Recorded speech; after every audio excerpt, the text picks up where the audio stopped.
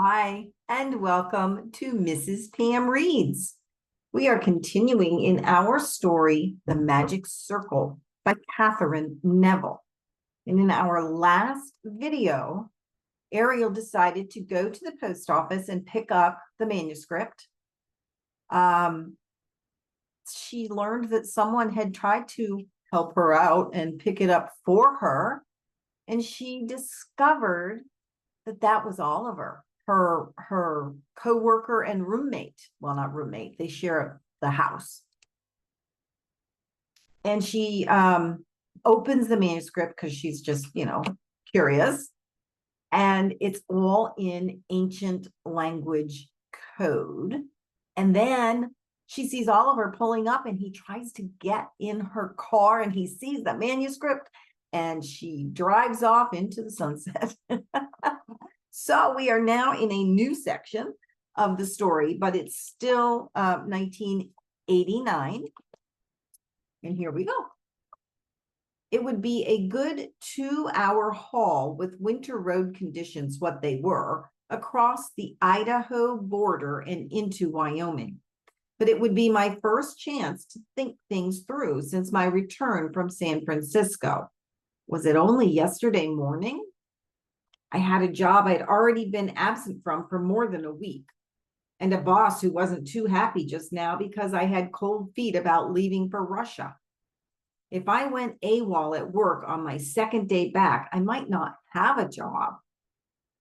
Then, too, there was my critical arrangement to wait by the phone at the no-name cowboy bar this afternoon.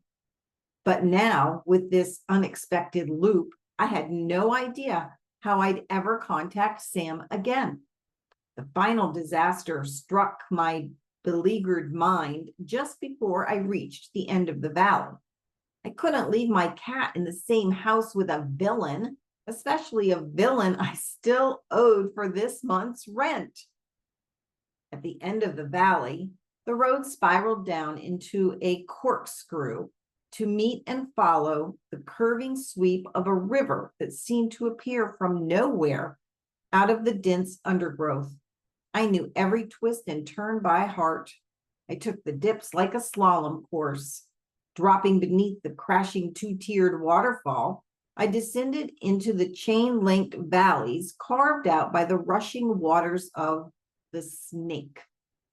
The Snake is one of the most beautiful rivers in North America. Unlike the broad, complacent rivers that water the Midwest, the Snake behaves more like its namesake, a dark, mysterious reptile that only feels at home in wild and inaccessible crevices of the mountains.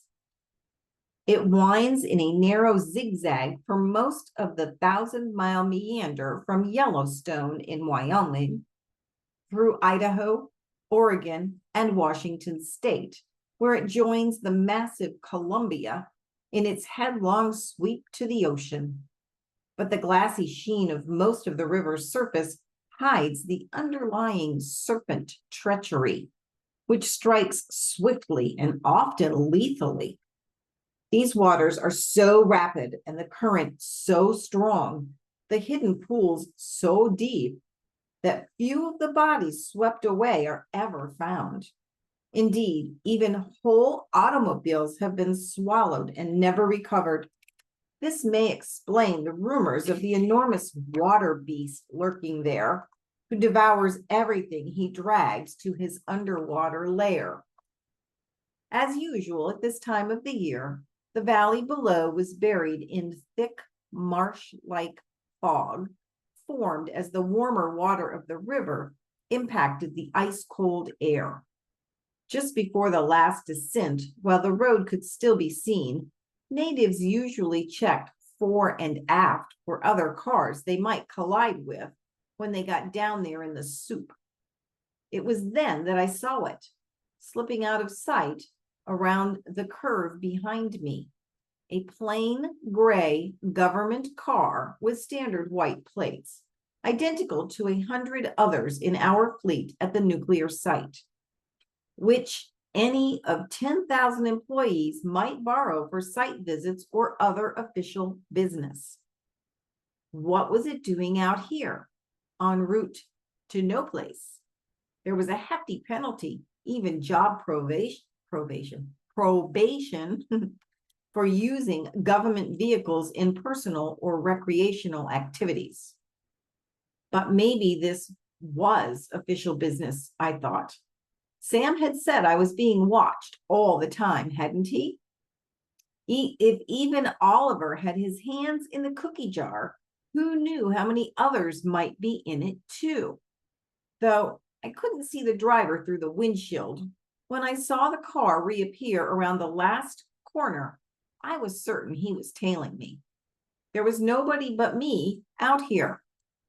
But I knew every bend and wrinkle along this road, and I knew that the best place to ditch him would be in the soup. So as soon as I reached the last steep decline, I accelerated and dove in. Behind me, I saw him pick up his pace and do likewise. Then the blanket of dense white fog closed around us, and we were isolated within its embrace. I heard only the sound of silence as my car slalomed on the sharply curving road, moving like the serpent itself through the mist. It seemed hours that I swung through the whip-cracked curves of the road, through that smothering whiteness like the inside of a pillowcase. But my car clock told me it was really only 20 minutes. I knew the road would soon come out of the fog again as it approached the pass. Up there, the road would fork, giving a choice of several routes heading into Jackson. So, at the first turnout sign that appeared almost invisible in the swirling mist, I cut my wheels and pulled off the road. Then I turned off my engine and cracked open my window a bit to listen. Less than a minute later, the government car swept by. I could hear the engine and see its outline, dark silver through the mist, but that was all. I waited a full 5 minutes before starting again on my way. The road was clear over the pass, so I had a brief respite, enabling me to think. I wondered what this manuscript was that had fallen into my hands, why everybody wanted it, and how it was that it had come to be written in runes. I think that was the language, or maybe that's the code word. It surely wasn't any correspondence belonging to Granny Pandora or my nefarious Aunt Zoe, nor did these pages resemble mementos of any of those great and famous legends with whom they'd reportedly trafficked throughout their long lives. And though the Celtic language itself might be thousands of years old, the document on the seat beside me wasn't even beginning to yellow. It seemed to be written in pretty fresh ink. It was quite possible, I knew, that Sam had written in a rune code himself, trying to transcribe key elements of the original and possibly more dangerous documents, and maybe also to give a clue where the real ones were located in case something happened to him. It didn't make sense why Sam had to get rid of the manuscript. If his death was faked, if everyone on the planet knew I was about to inherit the goods, if journalists knew enough to demand a press conference and ask for exclusive rights, and if even my own landlord was set up to spy on me, then this whole situation had been designed to flush someone out of the woodwork, someone who wanted the real manuscript for whatever reason, and I was the bait. I also now understood exactly what it was I must do. I had to hide this document in such a difficult place that no one but me, including Sam, could find it. And I knew precisely where that was going to be. It was lucky I brought my skis. At Jackson Hole, I pulled into the parking lot facing the Grand Tetons, or, excuse my language, big tits, as French trappers had dubbed these showgirl-breasted mountain peaks pointing at the sky. I stuffed the manuscript into one of my dog-eared canvas knapsacks from the back, grabbed my silvery moon suit and parka and thermal socks and gloves I always kept there, and went inside the lodge to the powder room to transform myself into the Snow Queen. Then I bought a cup of coffee, got some change at the cafeteria, and made the long distance call to the pod to explain my absence on this, my first full day back at work. I wanted to be sure he hadn't gone ballistic when, after our slight unpleasantness yesterday, I failed to show up this morning at the office. Ben, where are you? He said as soon as his secretary put me through. Last night, I suddenly realized that I needed to collect some data out here at the Western site, where I'm phoning from, I lied. The nuclear site at Arco out in the high desert, where the government's 52 experimental reactors were located, was a 3-hour drive in the opposite direction, past town and the post office I'd so hastily quitted. But the pod's next words made my lie seem absurdly unnecessary. I've had Maxfield beating the bushes for you since he first came in this morning.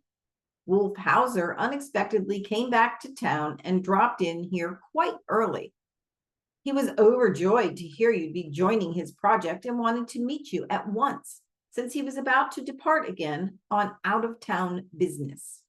We phoned you at home, but you'd already left, so I had Maxfield dash over to try to catch you at the post office. The post office?